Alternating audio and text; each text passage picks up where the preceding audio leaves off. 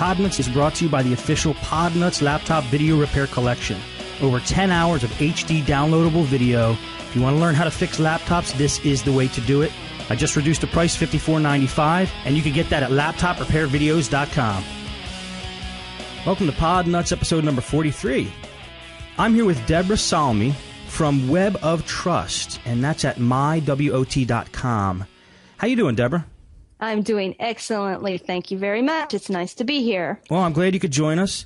I must say you were recommended by one of the friends of the show. His name's Steve McLaughlin. He's informally known as Door to Door Geek on our show, and he informed me about you guys and said you were great, and he uses you a lot because he's a computer repair technician, and he got in contact with you. So thank you, Steve, and thanks, Deborah, for agreeing to do the show. I appreciate it. Yes, thank you, Steve, for making that connection. That's really cool how we can just meet people online and get good things going. I know. It's awesome. It's great to have a good community, which basically, it seems like Web of Trust is very community-based, but why don't you tell us exactly what it is first? Okay, Web of Trust is a community-based reputation rating add-on for your browser. And so what we have is a community of about 8 million users. About 2.5 of them are really active, and they rate websites based on a couple of different components: trustworthiness, if it's a vendor, if they are reliable, privacy, and child safety. And that's what it is in a nutshell. It's an add-on for your browser. Okay. So it's an add-on for your browser. It basically helps you determine whether a site's safe or not, right? Right. Mm-hmm. Whether it's trustworthy or not, whether other people can trust it, and therefore if you can. And am I correct in saying that all of the ratings for the site come from users? The majority of the ratings come from our community, but we also have some trusted sources that give us some malware listings, phishing blacklist, that kind of thing.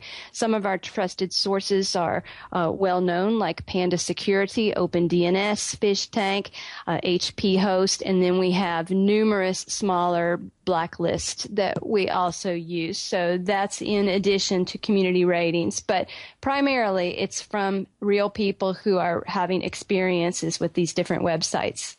So by having these trusted partners, I guess you could form a base of reliable or unreliable websites to go to. Because the reason I'm asking is it seems like it's more like a feedback rating, kind of like eBay does, where the user leaves a feedback for the seller, and that basically determines for a new buyer how trustworthy that person is.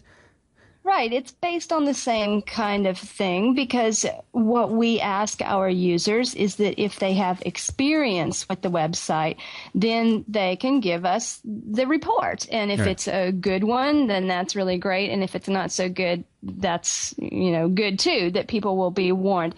But there's also a subset of very active users who are into more of the security aspect, and so they'll analyze sites for malware, they'll look for spam, they'll look for phishing, they'll look for online scams, for different kinds of fraud, for these rogue software. And so they really do put these different sites through the test, whatever they are. I'm not very technical, but there's some members of WOT that are far more knowledgeable about this kind of stuff than me. Right. And it must be a hobby to them, or some of them actually have their own websites that's dealing more with the security aspect. So we're very happy to also have them, because they add that extra bit of reliability, and they check things as well. So it's really good. Gotcha.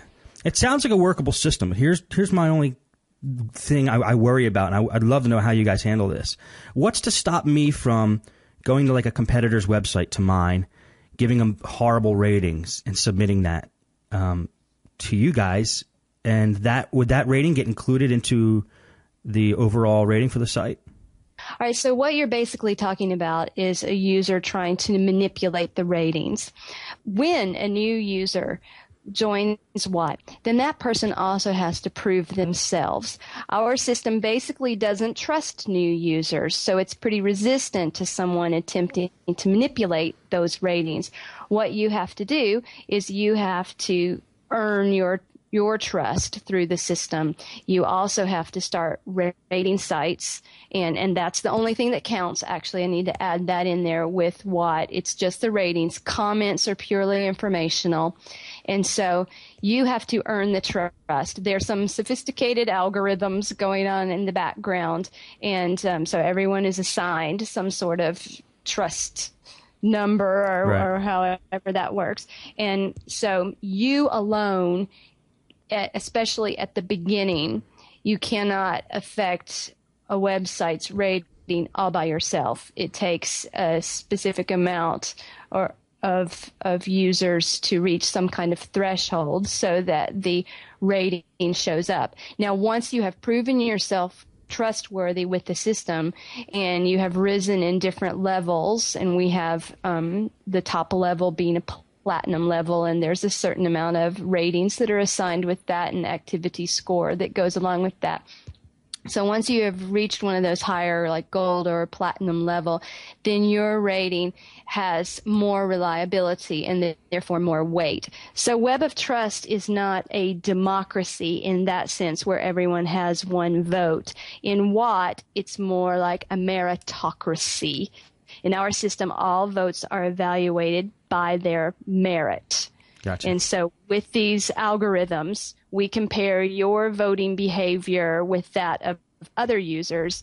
And in that way, the system determines exactly how much we can trust you. Okay. So if my ratings go against the grain in a lot of cases, then that starts to make my trustworthiness lower than the next guy. Exactly. Okay. That's pretty smart. It's a good way of doing it. I like that.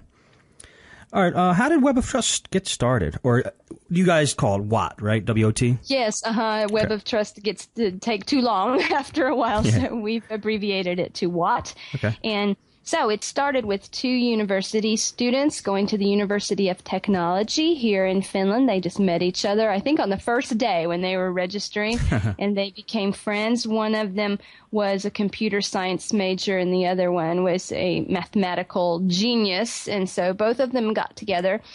Sami Tolvanen was the computer guy, and he had the initial idea of WOT. This is about 2006, early 2006. So, or it might have even been 2005, because I remember them telling the story about how they worked through Christmas and New Year's, and they were talking together and over their computer and like on a Skype type of thing, whatever it was, back in 2005, 2006. And they took a break to go out and see the fireworks, and then they came back in and they kept working. And so